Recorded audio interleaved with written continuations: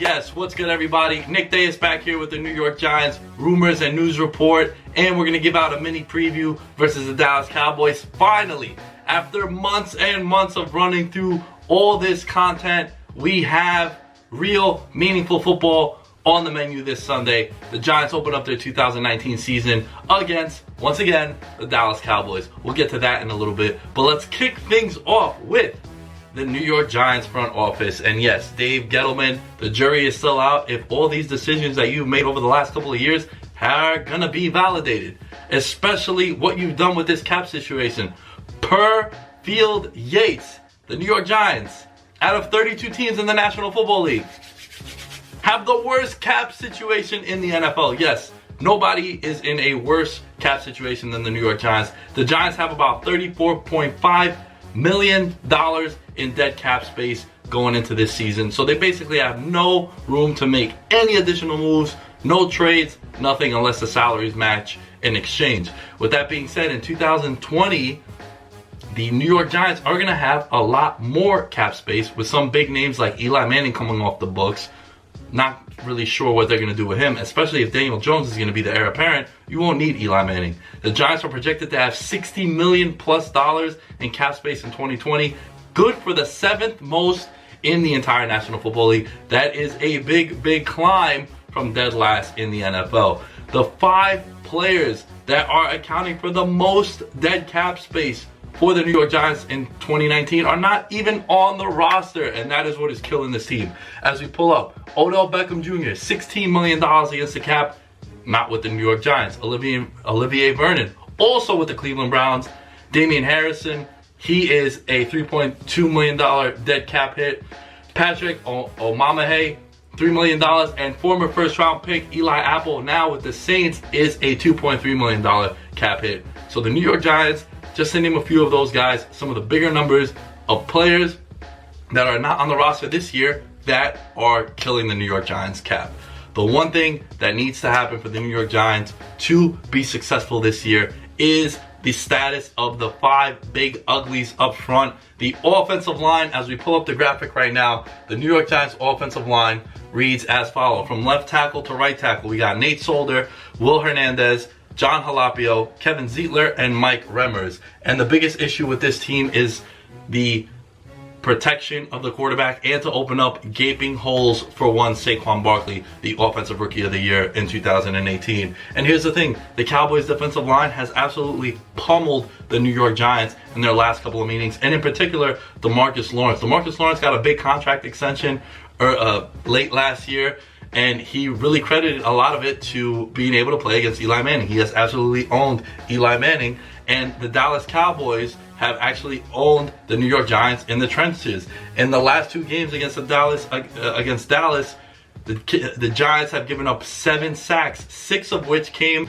the last time they played the Cowboys in Dallas. The best offensive line, I think, in my humble opinion, the New York Giants have put together in recent memory. Since their Super Bowl season, I think this is the best offensive line the New York Giants have had. Even the 11-5 year that the Giants had, they were still not as good as they have now. Look, they spent a lot of money on left tackle, a high draft pick on Will Hernandez. They bring over a guy at center. They bring over a guy in a trade with Zeitler, and Remmers, the right tackle, spent a lot of time with Mike Shermer over in Minnesota. So there's a lot of continuity with that offensive line, and most importantly, chemistry. One of the reasons why the Steelers have one of the best offensive lines in football is that unit has not changed over the last couple of seasons. They know each other's tendencies, they know each other's flaws, and they're able to protect themselves on the offensive line while protecting guys like Big Ben, James Conner, and Le'Veon Bell in the past. So how confident, I want you guys to weigh in the comments below, how confident are we in the offensive line unit for the Giants this season from a 1 to 10? I'll be honest with you, I'm at a 7. I think I've liked what I've seen so far from the New York Giants. Yes, they did struggle when the first unit was up against the Cincinnati Bengals, but the Bengals, for as bad as they're going to be this year, their flaws are not going to be at the defensive line. And I think the Giants could do enough, and it is much improved. They don't need to be the best offensive line in the league. That'd be tremendous, but we got to be realistic. Instead of being a 25th ranked PFF offensive line, just get up to the 12-13 range. That'll be a significant improvement. You're leapfrogging about half the teams in the league. So that's what I will look for if I'm a New York Giants fan, not only this week, but going forward. Another guy that needs to emerge, especially in the absence of Golden Tate, is one Evan Engram. Evan Engram, the last time he really had a monster year was his rookie season, and a lot of that had to do with guys like Odell Beckham missing time. And it is very important. Golden Tate is going to miss time, especially early on in the season, the first 4 games. And Evan Engram, in games without Odell Beckham, averaged over 9 targets per game, and sometimes would catch anywhere from 5 to 6 passes a game. And now look at the Giants' offense. Sterling Shepard, we don't really know his status, so he's going to play. He does have a bad thumb. Golden Tate is out. There's no one else that the New York Giants have in the passing game that Eli Manning is very comfortable with downfield. We know about Saquon Barkley out the backfield, but how far could Saquon go down the field? Evan Engram has to be the focal point of this passing offense. His best games in his career came without Odell Beckham Jr., so let's see if there's some correlation over there. Nobody else is familiar with Eli Manning like Evan Engram on this offense. I know Benny Fowler is going to be starting and Cody Lattimore, but not as many real-life game reps. Shouldn't say real life because the preseason is real life, but real meaningful game reps with Eli Manning, none other than Evan Engram. Another guy who is going to need to step up in the absence of Golden Tate, Odell Beckham, and whoever else for the New York Giants. And not for nothing, this guy needs to have a 2012 AP caliber season, an MVP caliber season for the Giants to be successful this year, and that is one Saquon Barkley. Look, he came out and he commented on Ezekiel Elliott's contract, and I quote, he said, "I think if you ask anybody who plays in the NFL that plays against the Dallas Cowboys, would you rather play them with Zeke or without Zeke? I think everyone knows the answer that would be." Barkley and Zeke are good buddies. He's clearly happy for Zeke getting paid. Obviously, he's happy for Zeke getting paid because he's going to be the next big name running back. Eventually, 2 years from now, that's going to be next to get paid, and he's going to set the new market. And that's just the trend in football, folks. When one guy gets paid, he sets the market for the next guys coming up. And why holdouts happen is when this guy gets paid $18 million, and then 2 years from now, another guy gets paid $22 million, the guy that's getting paid $18 million is going to look at the guy who just got extended for $22 million and say, I'm better than he is, I'm more productive than he is. But that guy that just set the market at $22 million was the next guy up. And it always happens in the history of the NFL. Every single year, the next guy up sets the market. So with Saquon Barkley, he is going to be at some point in his career, if he stays healthy, knock on wood, the best running back in the NFL. In my opinion, he is the best running back in the NFL. And I want you guys to weigh in the comments below. Where would Saquon Barkley rank in your top 10 running backs in the NFL? The reason why I gave you top 10 is if you don't have him number 1, that's fine. But if he is out of your top 10, I don't know if football is for you, folks. I got to be honest with you. Let's have a little mini preview for the Dallas Cowboys against the New York Giants. Once again, open up the season. Thank God it is not on Sunday Night Football. I am tired of seeing the Giants in primetime. They do not deserve it. Odell Beckham's not here this year, and the number of primetime games have come down. The New York Giants are a 7.5 point underdog. The line opened up at 6 points and it moved to 7.5.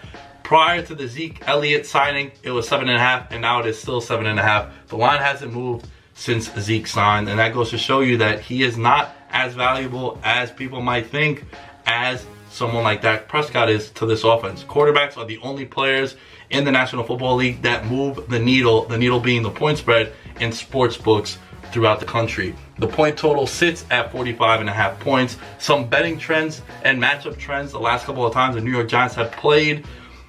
They are 7-0 against the spread in their last 7 road games, sort of road warriors. What that tells you is that the Giants play a lot of games close.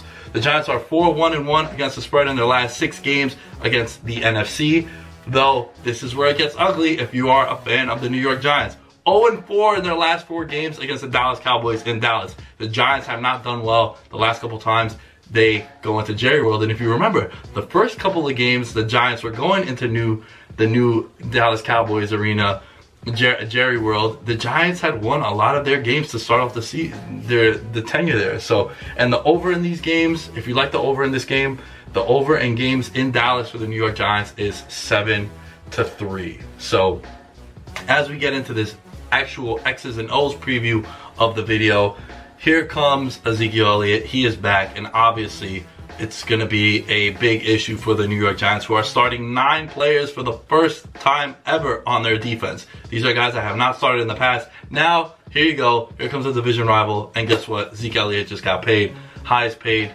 running back in the NFL. The Cowboys are 28-12 with Zeke in the lineup and are 4-4 without him. And there are 2-2 with Elliott against the Giants ever since Zeke came into the league back in 2016, and he just got paid. Now, a lot of people are speculating what kind of Zeke are we going to see. Look, he's been chilling in Cabo, probably had some margaritas. I don't blame him. I know I would, in that lovely, lovely weather down in Mexico. But what is the actual expectations we can have for one Ezekiel Elliott?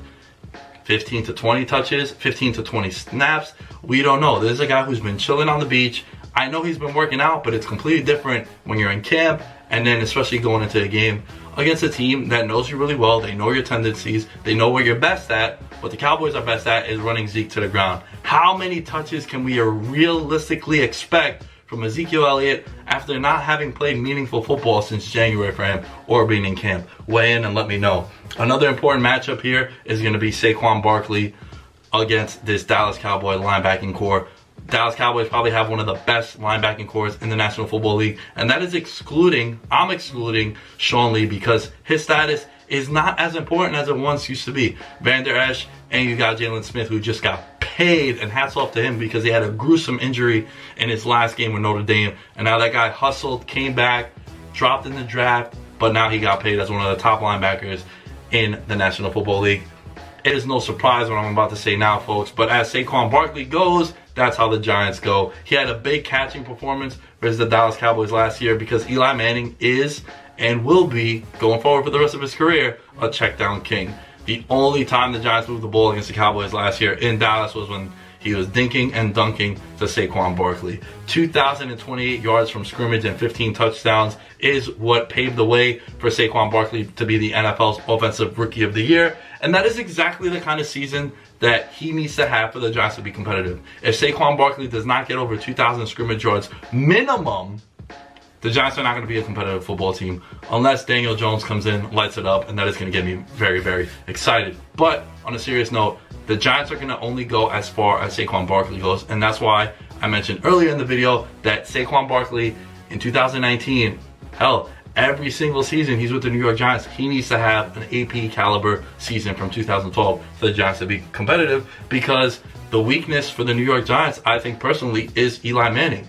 Is this going to be the last time Eli Manning plays in Dallas as a member of the New York Giants? Time will tell. Unless they play each other in the playoffs, seems unlikely because I have both teams not making the playoffs this year. I think he is on a short leash, especially with how well Daniel Jones played in the preseason, and especially with Eli Manning being up there in age. And not for nothing, the fan base has kind of grown a little stale with seeing 3rd and 8s being converted to 2-yard checkdowns to 3rd-string tight ends. It's just not going to happen. Daniel Jones came in the preseason and he lit it up, so Eli Manning's going to need to step up. Manning has played 29 games against the Dallas Cowboys. He is 13-16 against the Dallas Cowboys, 52 touchdowns, 29 interceptions, and he has a QB rating of 89.4. But it has gotten ugly. A lot of that is early Eli Manning. A lot of towards the tail end of his career, it's gotten ugly anytime he plays the Dallas Cowboys. Who do you guys think is the biggest X factor in this game between the Dallas Cowboys and the New York Giants? The 6th time in the last 8 seasons that the Cowboys and Giants play on week 1.